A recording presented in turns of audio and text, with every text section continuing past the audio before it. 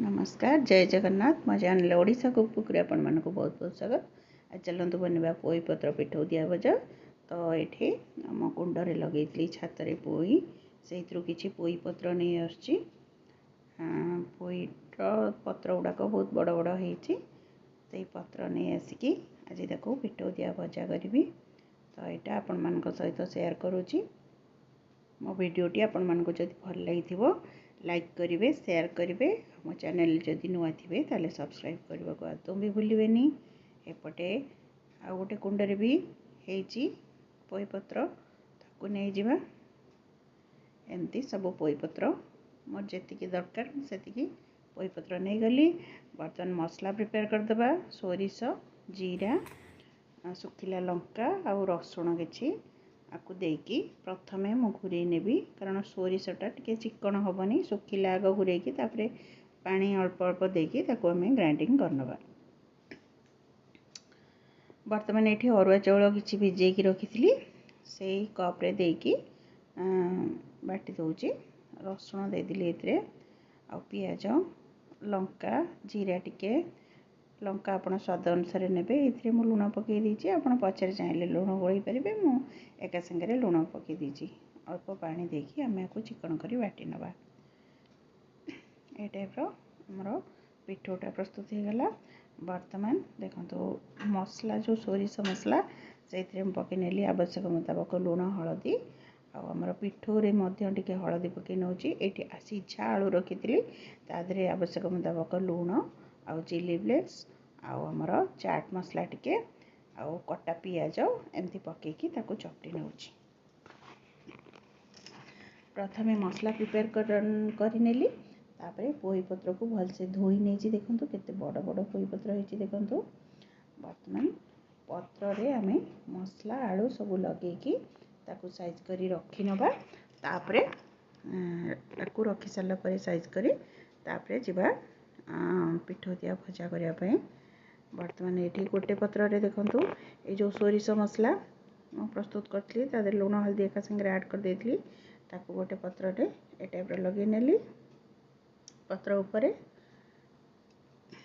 आउ तापरे आ गोटे पोई पत्र दे नेली देखंतु आउ सेही पत्र ऊपर आ गोटे पत्र ऊपर मु लगे नउची हमर जो आलू चकटा हितिला सेटा लगे नउची।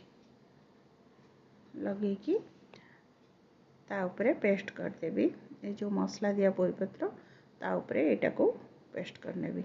एठी हमर टोटल गोटे पिठौ भजा पाए तीनटा पत्र मु देइची।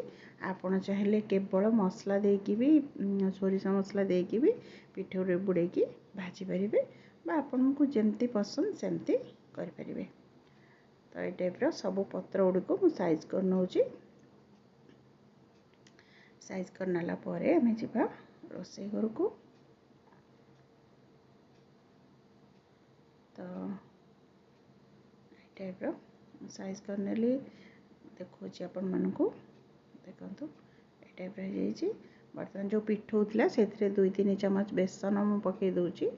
बेसन पकई की गोळे नेबी बेसन पकई की भल्लो से हमें ताको गोळे नेबा। गोळे नेला परे पिठोटा हमर जेमती अति बहलिया हेबनी कि अति पानी मध्य हेबनी से टाइप रो करिवे। तो ए टाइप रो मो बुडे की ताको तावा बसैथिली गैस रे ता ऊपर देकी पकई नउची। मो फास्ट रो तेल पकई नथली आपण चाहिले फास्ट तेल पकई की तापरे पत्र दे परिवे। मो आको पत्र देथिली तापरे ता साइड रे सोरिष तेल बुलेली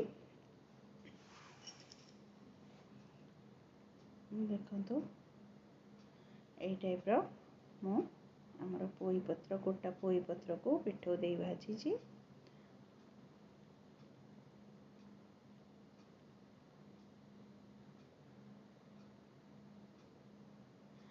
जेहेतु एटा टिके आउट के हेई थांता मो शीघ्र उठे नेली ता जो ऊपर पिठौटा एटी बाहरी जाईची।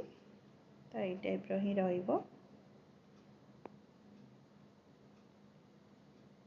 आवश्यक हेले आउ टिके तेल ता साइड रे बुले नेबे देखंतु एटा टिके सिझिबो कारण पोई पत्रटा टिके मोटालिया अच्छे से टिके सीझिब टिके हाई फ्लेम रे आग तावा को गरम कर दे तापरे फ्लेम को टिके मीडियम रे रखिबे। तापरे 3टा पत्र भी दिया है। बर्तमान आमर रेडी हो जाइए पोई पत्र पिठौ दिया भजा। तो आपण मानकु मो वीडियो केमती लगिला कमेंट करी निश्चय जनइबे। मु आसबि आपण मानक पाखकु नुआ नुआ रेसिपी सहित आज पई रहउची। जय जगन्नाथ।